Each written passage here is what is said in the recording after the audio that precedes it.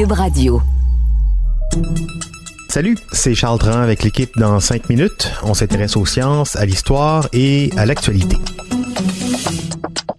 Aujourd'hui, on parle de bruit. On a tous vu depuis quelque temps des informations passées nous informant des territoires regagnés par les animaux à l'occasion de cette pandémie, des dauphins, des cygnes dans les canaux d'une Venise désertée en Italie, des éléphants en balade dans un village chinois.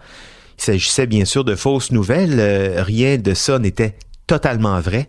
La nature reconquiert par contre son territoire, ça c'est vrai, et de manière peut-être moins spectaculaire que ces photos, mais c'est le cas par exemple avec le bruit de l'activité humaine qui se fait plus doux en ce moment. Ça nous permet d'entendre la nature un peu plus, ce qui aurait des effets étonnants sur la vie animale. Voici Myriam Lefebvre. Vous le remarquez fort probablement quand vous mettez le pied à l'extérieur, les rues sont présentement désertes et silencieuses. Il y a presque plus de bruit. Le média indépendant The Conversation a publié un article à cet effet-là où on peut carrément y lire « Le virus tua le bruit », ce qui n'est pas faux.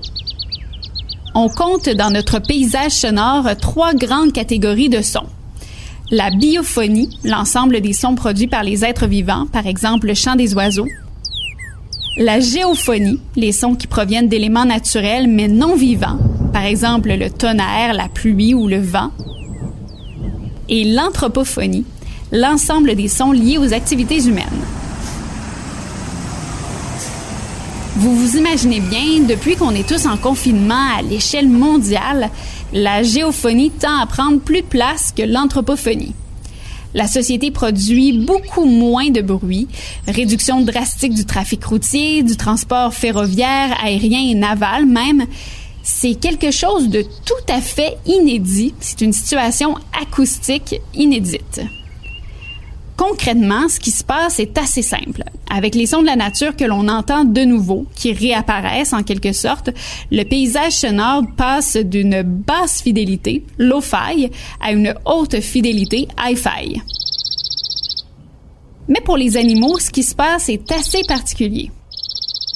Pour de nombreux animaux, le bruit causé par les humains, c'est une source de stress, de dérèglements physiologiques importants, de modifications dans leurs comportements alimentaires.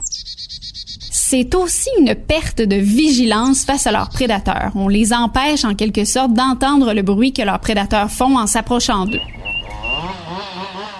Le bruit causé par les humains bouleverse l'écosystème complet et a même une influence sur la survie des animaux.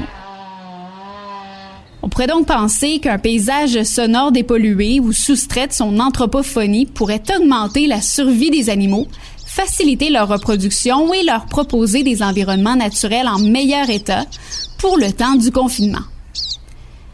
Ce qu'il faut savoir, c'est que pour certains animaux, oui, le silence représente l'absence de prédateurs. Par exemple, si le prédateur, c'est l'humain, eh bien, le silence est réconfortant présentement. Mais inversement, pour d'autres, c'est aussi une crainte, un danger. Les rats, par exemple, perçoivent l'immobilité des gens et l'absence de son comme une menace.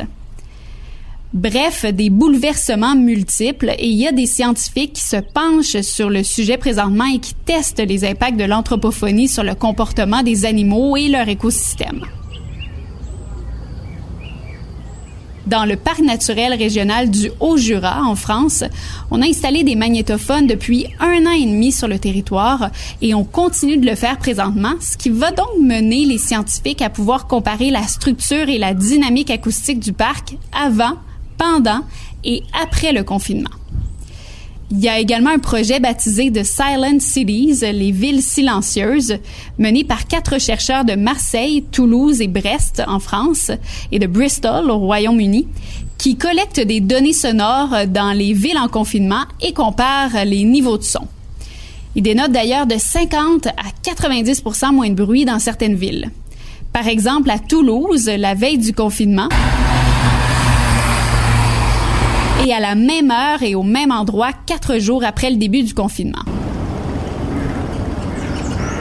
Bref, les changements sont majeurs et les impacts que pourront faire les scientifiques seront extrêmement intéressants, d'autant plus qu'on ne parle ici que des impacts du bruit sur les animaux, mais le bruit a aussi des impacts sur nous, les humains. Oui, effectivement, troubles de sommeil, déconcentration, changement d'humeur, stress, dérèglement hormonal, même sur les humains. Clairement, ce nouveau silence a des effets bénéfiques sur nous. Par exemple, les voitures, quand tout sera électrifié, même les camions, ça va faire du bien, je pense, à nos oreilles, mais aussi aux animaux. Ça, c'est certain. Merci beaucoup, Myriam Lefebvre. C'était en 5 minutes.